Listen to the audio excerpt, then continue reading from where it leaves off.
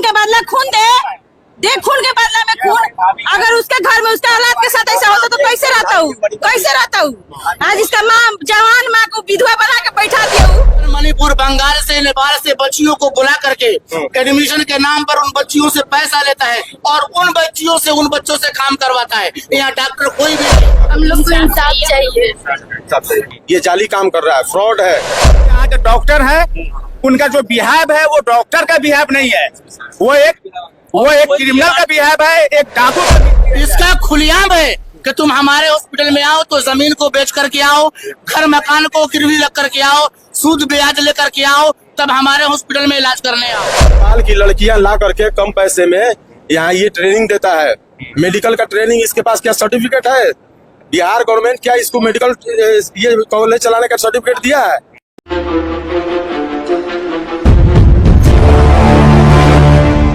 मोतिहारी के रहमानिया हॉस्पिटल में जो है ना जमकर बवाल हुआ है। दरअसल बता दें कि बरियारपुर निवासी परवेज आलम जो है खुद से बाइक चलाकर अपने किडनी में पत्थर का इलाज कराने के लिए, यानी कि ऑपरेशन कराने के लिए मोतिहारी के रहमानिया हॉस्पिटल जाते हैं। लेकिन होता यूँ है कि इलाज में वहाँ के जो डॉक्टर हैं इतनी लापरवाही करते हैं, परवेज आलम की मौत हो जाती है।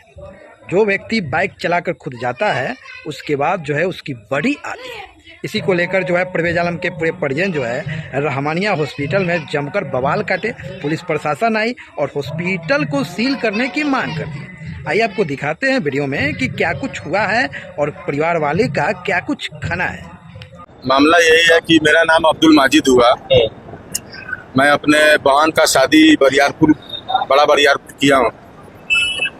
मेरे बहनोई साहब जिनका नाम मोहम्मद परवेज आलम है, उनका किडनी स्टोन का जो है ऑपरेशन होना था।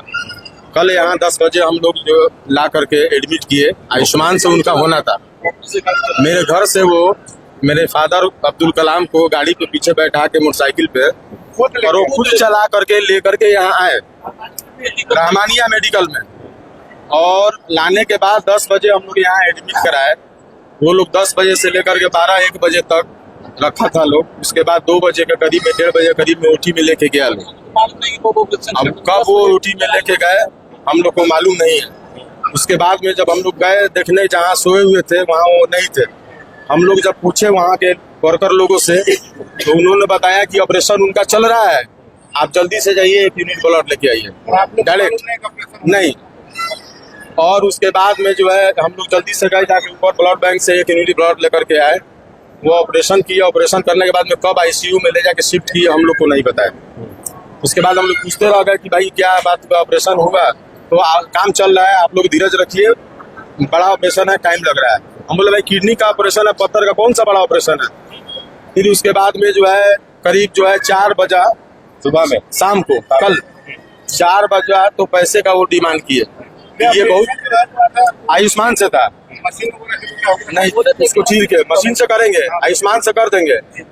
लेकिन बाद में उस बीच में आकर के 4 बजे करीब में बोले कि 50,000 रुपए का आप लोग व्यवस्था कीजिए, ताकि जो है ये मशीन आयुष्मान से ये नहीं हो सकता है, इसको ऑपरेशन करना पड़ेगा। ठीक है। फिर उसके बाद में हम लोग कैसे करके पैसा व्यवस्था करके जमा कराए। जब तक फिर हम लोग को बोले कि 3 यूनिट ब्लड और लेके आइए। जब 3 यूनिट ब्लड लेकर के और आए तो बोले कि पोजीशन जो है ठीक है, घबराइए नहीं, 2 यूनिट प्लाज्मा दीजिए आप हम लोग को। हम लोग गए ऊपर, प्लाज्मा लेके आए, 5,000 रुपये उसका पेमेंट किए। फिर ये 1 लाख रुपए का डिमांड और किए।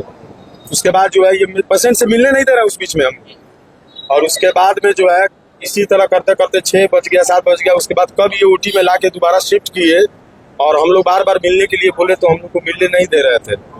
और मिलने नहीं दिए जब हम लोग जबरदस्ती किए गए वहाँ, तो जो है गार्ड के द्वारा दुर्व्यवहार किया गया, भगाया गया, उल्टा सीधा सब जो है बोला गया।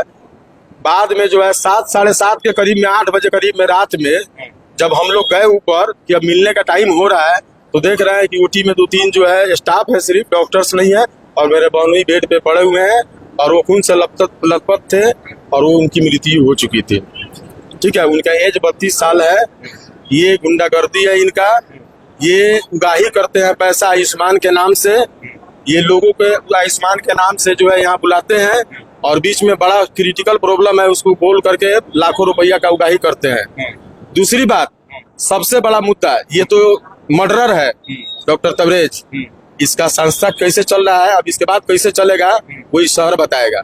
लेकिन हम सिर्फ इससे एक सवाल और जनता से पूछना चाहते हैं आप लोग के माध्यम से कि इसको कहाँ से अनुमति मिला है यहाँ मेडिकल ट्रेनिंग चलाने का? क्या किसी राज्य सरकार से दर्जा मिला है इसको? नेपाल की लड़कियां ला करके कम पैसे में यहाँ ये ट्रेनिंग देता है, मेडिकल का ट्रेनिंग। इसके पास क्या सर्टिफिकेट है? बिहार गवर्नमेंट क्या इसको मेडिकल ये कॉलेज चलाने का सर्टिफिकेट दिया है? आप लोग चेक कीजिए, नहीं है इसके पास। ये जाली काम कर रहा है, फ्रॉड है। ये पब्लिक का, किसी गरीब के जनता का बना हुआ है इतना बड़ा जो है संपत्ति और बिल्डिंग है। हम लोग तो अपना पेशेंट मेरा मरा है तो हम कोई बात नहीं, हम तो चले जाएंगे, FIR करेंगे। प्रशासन मेरे साथ है, प्रशासन कल से मेरे साथ है। हम प्रशासन का शुक्रिया अदा करेंगे, FIR करेंगे, यहाँ से जाएंगे। लेकिन इनका पाप का घड़ा अब भर चुका है जी। ये गलत जगह फंस गए। ये लोग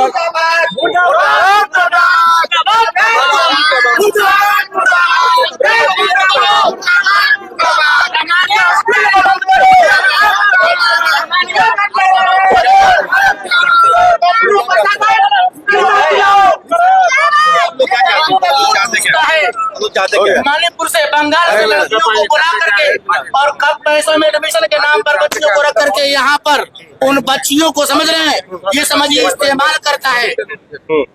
यहाँ पर मणिपुर, बंगाल से, नेपाल से बच्चियों को बुला करके एडमिशन के नाम पर उन बच्चियों से पैसा लेता है और उन बच्चियों से, उन बच्चों से काम करवाता है। यहाँ डॉक्टर कोई भी नहीं है।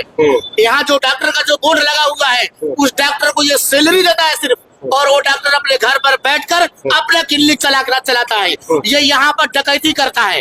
ये कभी किसी पेशेंट को खुद से देखने नहीं चाहता है। हमें आपसे सिर्फ कहना है और हमें प्रशासन से हमें चाहिए कि इस हॉस्पिटल को बंद कर दिया जाए।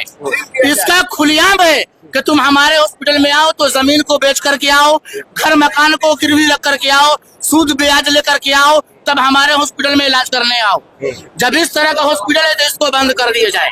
आप लोग क्या चाहते हैं? हम मांग चाहते हैं, हमें इंसाफ चाहिए। हमारा तो भाई इस दुनिया में हमारे भाई तो मोहम्मद परवेज आलम जो खुद अपने से बाइक चला के, हम बोले भी कि भैया अभी ऑपरेशन मत कराइए, कोई दिक्कत नहीं है, तो क्यों करा रहे हैं?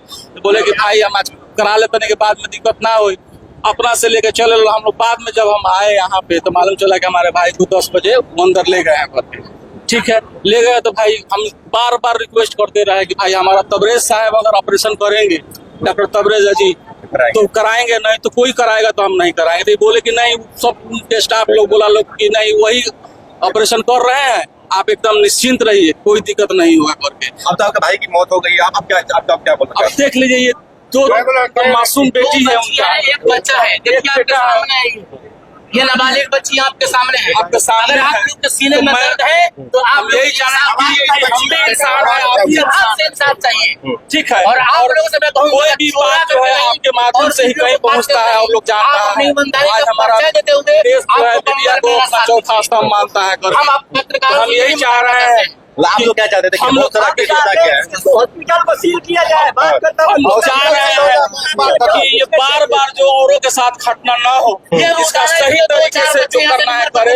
और इन बच्चियों को सब देखते हुए, इसकी भविष्य भी देखते हुए, कुछ लोग कह रहे हैं कि रामानिया एक बहुत बड़ी हॉस्पिटल है, बड़ी बिल्डिंग है, बड़ी हॉस्पिटल नहीं है, और ये गरीब की खूनों से एक सवाल है कि आप लोग सेटलमेंट करेंगे या एफआईआर करेंगे? नहीं, हम तो करेंगे, लेकिन कहने का मतलब है कि ये बहुत बड़े लोग हैं और हम लोग उनके में समझिए एक मिट्टी के धूल के बराबर है। कब हमको रौंद देंगे ये हम लोग नहीं जानते। आज हमारे यहाँ पूरा जानता है, कल क्या होगा ये कोई नहीं जानता है। तो आपके माध्यम से हमको इंसाफ दिलवाइए। मेरे साथ नहीं है, उनकी पत्नी और उनके बच्चे के भविष्य जो है अंधकार में नहीं जाए बच्चों का, और ये लवारिस अनाथ नहीं होगा। मैं जदयू अध्यक्ष मोतीपुर प्रखंड अल्पसंख्यक प्रकोष्ठ से हूँ, और जो जिनकी मृत्यु हुई है वो हमारे साले हैं और निहायत ही नेक दिल और मतलब उनका नेकी का मिसाल दिया जाता है। उनके साथ इसलिए रामानिया मेडिकल सेंटर में ज्यादती हुई है। यहाँ किसी तरह का कोई हिसाब किताब नहीं है। मरीजों का जो यहाँ के डॉक्टर हैं उनका जो बिहेव है वो डॉक्टर का बिहेव नहीं है, वो एक क्रिमिनल का बिहेव है, एक डाकू का बिहेव है। मैं अपने पार्टी से भी और हमारे बिहार के विकास पुरुष नीतीश कुमार जी से भी मैं मांग करता हूं कि मैं उनका एक कार्यकर्ता हूं। आपके पिता इस दुनिया में नहीं रहे, आप लोग क्या चाहती हैं बताइए। इंसाफ चाहिए, क्या हम लोग को इंसाफ चाहिए। इंसाफ चाहिए। आपका नाम क्या? नादिया परवीन। आप कब पता चला कि मेरे पिताजी आप इस दुनिया में नहीं रहे, कब पता चला आपको? बच्चा लोग क्या चाहेगा? बच्चा लोग क्या चाहेगा? जिसके पास से बाप का साया हो गया, क्या चाहेगा वो? इंसाफ चाहेगा। खून के बदला खून दे खून के बदला में खून। अगर उसके घर में उसके औलाद के साथ ऐसा होता तो कैसे रहता हूँ? कैसे रहता हूँ? आज इसका माँ, जवान माँ को विधवा बना के बैठा दिया हूँ। उसके पास तो खुद अपना औलाद नहीं, दूसरे को औलाद तो गोद लेकर क्या औलाद वाला हम लोग को घुस नहीं दे रहा औलाद था। हरामी वो हरामी है, खूनी है वो। इलाज नहीं, लापरवाही होती है यहाँ ट्रीटमेंट के नाम पर, इलाज के नाम पर सिर्फ मर्डर किया जा रहा है। कल 3 मर्डर हुआ है, 3 मर्डर किया हुआ है। कल आज एक मर्डर हुआ है, सिर्फ मर्डर कर रहा है, मर्डर।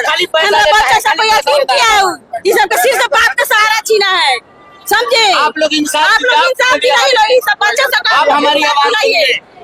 अगर आपको समीर जिंदा है तो बढ़िया आवाज सुनिए, आप हमारी आवाज सुनिए, आप हमारी आवाज सुनिए। अगर आप सुनते हैं तो कोई बात नहीं, चाहिए आप लोग।